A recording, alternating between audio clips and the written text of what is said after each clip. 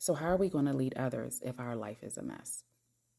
I'll say it again for the people in the back. How are we going to lead others if our life is a mess? And when I say a mess, I mean there's a lot of chaos emotionally, mentally, and physically. So if you're not showing up for the best version of you, then how will you lead others? And as a leader in the business, and again, we're talking about life and leadership.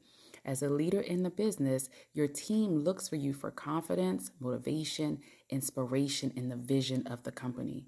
So with that being said, I'm going to give you two things that's going to help you prioritize and adjust your life so that you can not only have a fulfilled life, but then also you can help others at your 9 to 5. So first and foremost, prioritize self-discipline.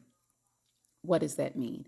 That means that you are actually creating consistency in your life. Now, the question becomes, how do you create consistently? Very simple. And this is always overlooked. Very, very simple. We have to reframe and make it appealing, whatever your it is. I always talk about working out because quite often when my alarm goes off at 5 a.m. or when I'm up at 5 a.m., I don't necessarily want to get out of bed at that very moment. So what do? I make it appealing. I lay there for a good 15 to 20 minutes. I'm meditating. I'm having an attitude of gratitude. I'm praying. There's certain things that I'm doing. Now, the reason I get up is because I'm actually fighting against myself when I don't. I'm going to say that again. Let me move in. The reason that I get up is that I actually fight against myself when I don't. What does that mean? That means that there is a battle going on in my mind against my mind and what my body wants to do. Instead of fighting with myself, I simply get up and I give in. It's appealing. Why is it appealing? Because I know that once I get up and I give in and I get on the treadmill or I do my workout, later on, I'm going to feel good. All the endorphins and chemicals that are in my body, it makes me feel good when I work out. So I am prioritizing self-discipline. And if I do that enough, it becomes a habit. I'm practicing emotional control. Why? Because when I get on the treadmill, when I decide I'm going to get up, when I stop fighting against myself, I remove the emotion and I'm looking at logic. Okay, so that's one.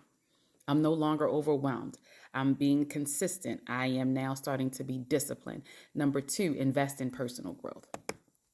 Quite often we don't do that. So whether it's a class, it's a book, it's a coach, i.e. me, it's time for you to consider mentorship. It's time for you to consider self-reflection. It's time for you to read the fine lines or read something that's going to encourage you to continue on in your leadership journey, in your life journey.